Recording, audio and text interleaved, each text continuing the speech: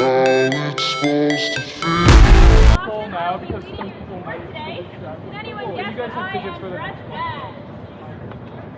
Dark Oh, Souls. I like fire. Park Ranger. ranger, absolutely. Is Do where you park guys have rangers work? 320 tickets? Yeah, specifically national parks for me in this uniform. So I want to be the first or the 20th or however many to welcome you to Independence National Historical Park.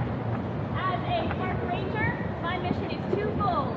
I am to provide for the enjoyment of our resources, as well as preserve and protect our Did anyone resources. have tickets for So to do that 320? today, I'm going to provide for the enjoyment by taking you on a 20-minute tour of the first floor of Independence Hall.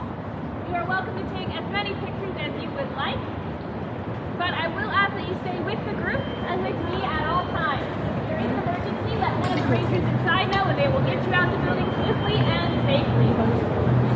Now to protect and preserve, I'm going to ask that you not eat, drink, or chew gum while you're in the building. If you do have a water bottle that has or any other drink container that has a lid, I want to make sure you place that. If you do need to throw anything out or chew or speak gum out, there's a trash can 5 right and 7 over if there. you wanted to work here And without if a you want at the end of the tour, you're welcome to come back. Now, are there any questions before we get started?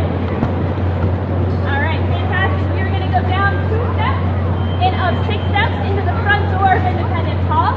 If steps aren't really your thing, you are welcome to follow my colleague Nick up the ramp. He will get you where you need to go. 6 steps this time.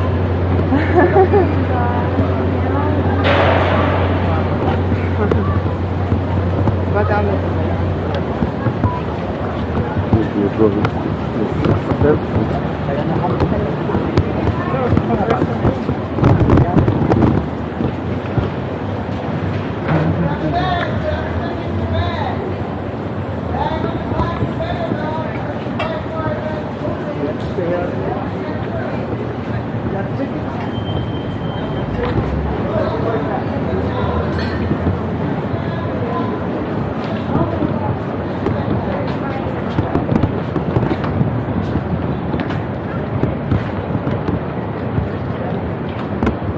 Who is this? Who is maybe?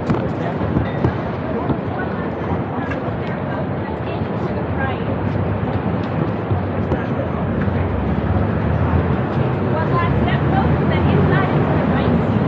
Oh,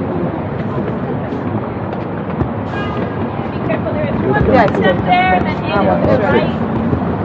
they know from You're welcome. Thanks so much for coming. One more step, folks, and then in and to the right. Oh my.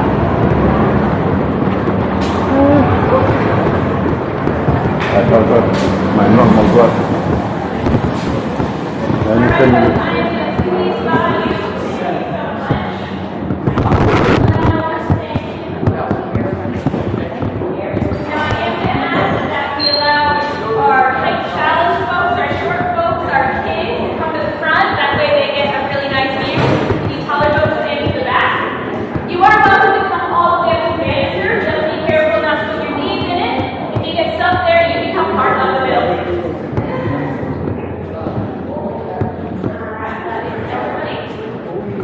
I want to welcome you folks again to Independence Hall, or as it used to be known, the Pennsylvania State House. This building has been here for almost 300 years, and has lived a long, storied life. From the seat of a colonial government, to watching independence be declared, and so much more. When the National Park Service took over managing this building in the 1940s, they did an extensive restoration project, so the building looked as it did in the second half of the 1700s. About 85% of the exterior of the building and 75% of the interior of the building are original. So I do ask that you take care of the building as we take care of the building. Now, it has been staged to look as it did back then, with some period pieces, so pieces that are as old as the building or from the 1700s, but maybe not original to the building. And then also some really nicely done reproduction pieces, like our visitors down here. So, what you're looking at is as it would have been in, say, the 1750s or so, when this being the State House was the seat of the colonial government for Pennsylvania under British rule.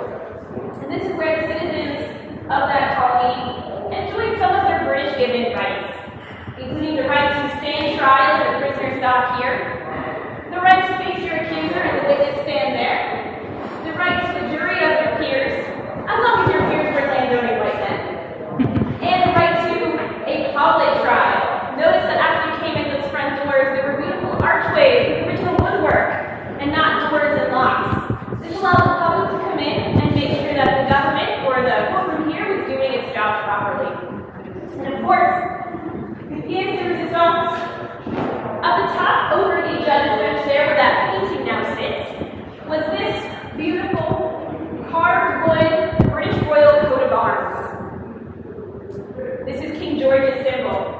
It shows that the power of court is by his royal authority, and it also shows that this is how the everyday citizens of this colony interacted with their king, or at least until things got a little dicey. I'll move out of the way for a minute, folks, here, just so you can get your pictures without me and my lovely face in the way. I'm going to go over there in just a second for you folks over there who may not be able to hear me as well. So, starting in the 1760s, things get a little dicey. There's several pieces of legislation that come to pass that the citizens of Pennsylvania and the other 12 colonies do not agree with. In fact, we believe that these acts and laws violate their rights. And so, how do they protest this violation of their rights? The way that most of us do now. They wrote articles in newspapers, they gave speeches, they complained about it on the street probably. They also wrote and published pamphlets, and very occasionally, when things got very heated, they rioted. Now, all of these mostly peaceful means of protest took place over 10 years. 10 years of feeling like civil rights are being violated. And finally, in 1774, the First Continental Congress meets. Not here, but in Carpenter's Hall, a few blocks to the east of us. This is the very first time that representatives from all 13 colonies meet in one place to figure out how they're going to fix this violation of rights. They try a few different things, but it only gets worse from there. So in 1776, the Second Continental Congress is meeting in the Assembly Hall right behind us there. Now remember, this is an extra-legal meeting, which means outside the law, or as King George would probably say, treason. Now in 1776, things are looking very dire indeed. In 1775, two different petitions go to King George. One is a little bit more feisty, and one is called the Olive Branch Petition, begging for reconciliation. Now in late 1775, this is how King George responds to both of those petitions. He says that the colonies have, at length, proceeded to an open and avowed rebellion. Not so great for people who are just trying to get their rights back. Also, in early 1776, Thomas Paine has published Common Sense. It's the first public advocation for independence. Why, he says, are we arguing for our rights back under a king who has so often violated them? Why is an island ruling a continent when we could have our own government and our own rights? It's a hard question. Now, fighting has already broken out. Almost over a year earlier, the Congress has already agreed to sponsor a Continental Army, and named George Washington as the commander-in-chief. These people in that room know that if they agree to independence and they start a war with Great Britain, lives are going to be lost. People are going to have to figure out what to do. Things are going to change drastically, and it may not work. Now, in that situation, folks, what do you think you would do? Would you vote for independence? Or would you keep trying with your king and country that you have been under for the last 150 years? The silence speaks volumes. Now, of course, the Congress wasn't so silent. After the plan for independence was officially proposed in June of that year, it was the longest day of speeches they had had yet. The meeting went well into the evening, people arguing on both sides. Now, of course, we know that later, in July, that vote did happen and independence was officially declared. And that happened on July 2nd. Ooh, I can't trick you, can I? That's right, we want to think it's July 4th, but actually it was July 2nd that the vote for independence took place. Now, luckily, they already drafted a document called the Declaration of Independence. And they spent the next 2 days kind of debating it and editing it, and finally on July 4th, that's when that declaration is officially put out into the world. And we have declared our independence. And on July 8th, we do the first public reading of that declaration. John Nixon reads it right outside Independence Hall here. And after he reads it, his militiamen come in through the back doors of Independence Hall. They come into the courtroom, they go over the judge's bench, and they go to that same coat of arms that everyday citizens had looked at. And they take those coat of arms down. And then they drag them through the streets of Philadelphia. And then at the end of the day, they hang them up once more, but this time it's on top of a large bonfire, and they burn those coat of arms. That is how the colonies are now interacting with their king. And it wasn't just the folks who made that decision who were involved in the revolution. It wasn't just those folks that asserted their rights or fought for their rights. It was every single person who fought or supported that war effort, including James Forten, who was a young, free black man in Philadelphia. At the age of 15, he joined the Revolutionary War on a privateer ship.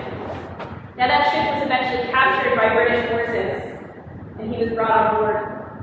The captain of that British ship was so enamored with James Forten that he offered him a once-in-a-lifetime opportunity. He offered him freedom and the chance of an education in London. And he offered him the life of an aristocrat. Now the alternative was to, at best, go to a prison ship, which was virtually a death ship at that point in time, or to be enslaved in the West Indies. James Forten chose to not betray his country. Now, show of hands, how many of you would have made that same choice? A few, all right. A few very brave souls up front. I love it. You would have made fantastic revolutionaries. Now, James Forten was somewhat lucky, or perhaps his charisma led the way. He was, in fact, sent to a prison ship where he survived. Eventually, he was free in a trade, and he walked home from Brooklyn to Philadelphia. Now, of course, by the end of the war, he realized the promise he had been given by his country in that declaration was, in fact, a broken one. Because he was not free. He was not part of the all men are created equal. He and people like him were either still enslaved or did not have the same rights as white men. And of course, many other promises didn't quite become fulfilled after the Revolutionary War.